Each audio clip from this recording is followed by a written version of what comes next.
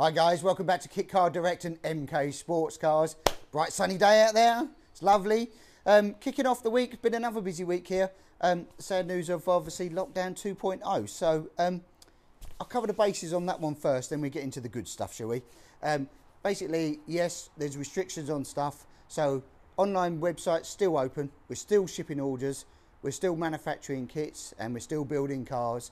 We're very restricted in what we do. So unfortunately during this period up until December or till further notice, there's no visitation to the premises here at the moment, and test drives. You know, we've got a demo car set on kill here ready to go, but unfortunately she's going to have to sit it out for a couple of weeks now. Why? Obviously we go through these changes that the government's put into place, but it's in our best interest. So, but we're at the end of the phone, we're on email, you know, we're still here to help you and support you in any other way that we can. So don't be afraid. Give us a shout if we can. So let's get into the good stuff, shall we? Cars. Right, so the demo car, hopefully you saw on Instagram, Facebook, etc. the new wheels that were on. We showed you them last week. They've got a couple of pairs in stock, as we said, on those. We think they look great. They're sort of the alternative for the Pro Race 1.2s and the 15-inch. We've got 195/55s on that on the turbo demonstrator. So they look great. We're going to head on down. We've got Phil's turbo car back in here as well. So familiar car to you guys. You probably would have seen this project evolve over the last sort of 10 months.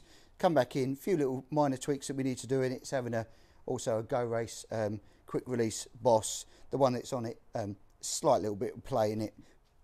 Phil wasn't particularly happy with it, so we set that on. I think you remember, guys, it's made, well, it's running, yeah, so it's got a switch in here for different maps basically, and you'll see we've got map 1, 2 and 3. 285 at the wheels is map 1, goes up to 400 at the wheels. Not that you'll ever need 400 horsepower at the wheels, but he may do one day, which will be absolutely mental. But yeah, that's where it's sort of delivered. It could make more. I don't think I mean, it's definitely capable of doing the sort of 500 numbers, I think.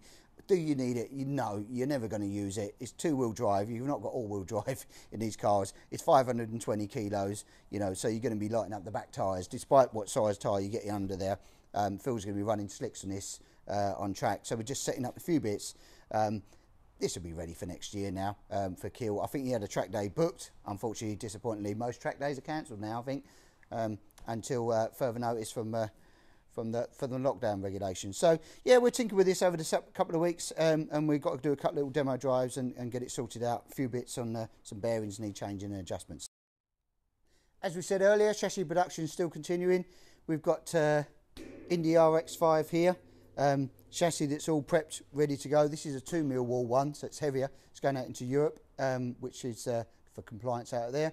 So that's going to be crated up over the next sort of week or so, getting ready to shipments once we can get things released out. But yeah, that's stepping up, so you can just see one there ready. They go out in bare steel to them, so have to be tested differently.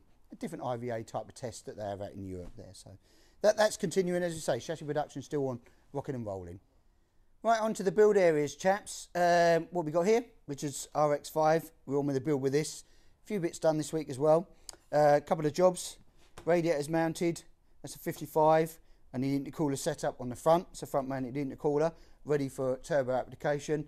This engine's already got all the turbo return in the sump, shortened sump, which we showed you a few weeks back as well. That's all gone in this week. Rounded front wings, this car's having rounded front wings on it in particular. So we've bent all the wing stays up, and it gives you an example of the other side that's pre-bent now. We get them into powder coat as well. So we have a couple of options on the front wings. I thought I'd show you that. So that's the rounded style that's going on. It's on a 185/60. They are the Pro Race 1.2s, which you can no longer get in 13-inch. So it is the kind of the last hurrah on those. But also we've got here, got CSR style, which has also got the return tab. This is just a sample one. But if you look at this fitting onto the vehicle as well, what do you prefer, chaps? CSR or rounded? It's a very difficult one, but it's very personal what you want, but we do offer both. And also this has got the return tab on it to actually fix into the wing stay as well as an additional fixing, so it makes it super strong. We bond these on anyway rather than fixing, but if you've got a second fixing on the side here, It's definitely going to be super strong. So these go up to, easy up to a 205 tyre on the front, no problem at all, if necessary. And same as the rounded ones, they will do a 205 tyre on the front. So what else have we been on with? Well, top tip, I suppose. Seats are in. You're thinking, why seats are in? It must be mental. It's one of the last jobs you do. Well, not really, actually. Because if you can imagine you've got your side panels on and you've got your interior panel set on, much harder to get in there now and drill the holes for your seat runners. Whereas now, if you put the seat runners in and everything else, you've got access on both sides here to actually get in and bolt down your seats.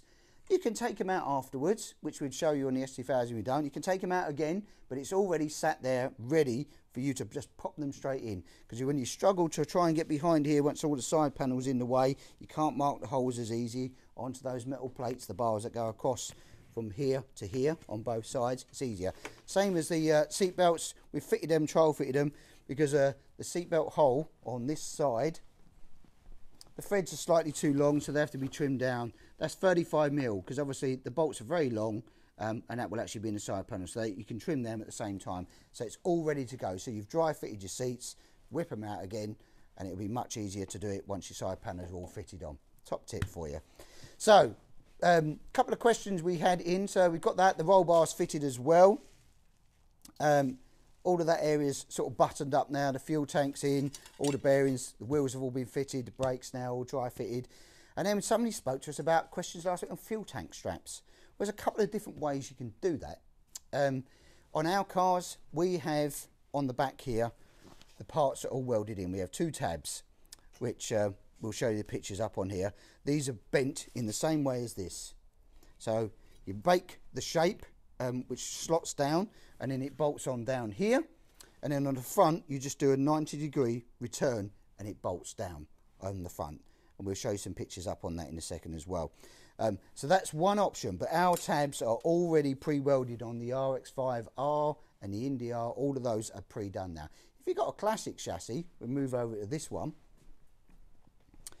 Slightly different. The chassis is completely different in the whole of the rear end as well, but we do the return on here, so it's bolted down, but also then we bring it down onto this back bottom rail and it's riveted in, so it stays straight here, up and over, and then when it hits the bottom here, you put the 90-degree turn in. Foam it out, chaps, if you want to as well. You should put an earth strap on your fuel tank anyway, so a separate fuel tank earth strap anywhere, a piece of wire down to your earthing your fuel tank out. So that's one way of showing you how to bend your fuel tank straps, and it's only a piece of aluminium, so you can bend them in a vise, you can bend them with pliers even, they're not particularly difficult. You can actually put them over the fuel tank and bend them themselves. It's not particularly hard to do. So top tip for you there on the fuel tank straps. Right, we've had another question in, and I've brought you over to the RX-5 MC to basically answer that question, hopefully. Electric reverse. Now, obviously, bike engines, there's a couple of options you can do. Inline reverse box, which sits in the centre here. There's a couple of companies out there that make them. They're not the best. They leak oil. They're clunky. They're horrible. When you gear change, it's a great bit of kit if you need it, but they're expensive and they're not very nice. So we put an electric reverse motor in. A couple of people said, "Oh, well, how does that fit in, etc." Well, if you zoom in on here, this is the MC version, so this is Mazda rather than a Ford, but the same principle applies. It's just that this is a different custom drive shaft and different flange. So we have a ring gear here that bolts, you can see it's machined out on both sides, bolts between the two flanges, and it's sandwiched together, which you can see here. And then the electric reverse motor is bolted on with but these are pre-welded in on ours, but if not, you can retrofit it afterwards if you've got some welding skills, just to weld in the two bosses for the motor to sit underneath the motor. Then the solenoid section part sits underneath the floor pan there. So that bolts in between the two, and that's your ring gear for it, and then the motor sits in between there. So that gives you an indication of how they fit in. Now, I've had a few questions answering about that, and we send pictures, and it's very, very difficult. When you see it in the flesh, you probably go, "Oh yeah, I know exactly how it's done." But if you're buying an MC chassis from us anyway, they come with the bosses already pre-welded on, and you can just bolt the motor on, etc. later on. If it's a track day car, you don't really need it on, or certain regulations do actually. In certain classes, you require a reverse system. But that's how that's bolted on. It gives you an indication. Any other questions? You know where we are. throw them our way and we'll try and answer them. That's what we're here for, guys. You know, I don't mind whatever it may be. The simplest things, the most complicated things. We'll try and answer it for you. So, Indy Classic S2000. Been doing some bits on this week as well. Finalised on the brake fittings for the braided hoses they're in with the 45-degree angles. The discs are all painted up, which we showed you last week. They're finished up, so it's a bit of rust protection on those. Bulkhead, we started trial fitting. Scuttle was trial fitting. We've done the seats on these chaps as well, like we've done them, and they're actually in there, and the holes are pre-drilled in the rails here. Again, we'll pop them out, but they're all pre-done now. Runners are on the seats, and they're all drilled in as well, so we can whip them out, which is what we're trying to show you on here, what we've done. And then the bolts have already been, I'll just unscrew this one for you to show you. These have all been modified. It's only those two that you need to be done so that they don't protrude into the side panel. And you can leave them screwed into there. It's not until, you know, not a problem at all. We had that corner battened up. We've buttoned up this corner as well this time. So all the Sierra rear calipers, the billet bearing carriers, the brake disc adapters, the discs, and these 7 wide arches, so the wheel spacer, that's all buttoned up ready. The handbrake cable is in.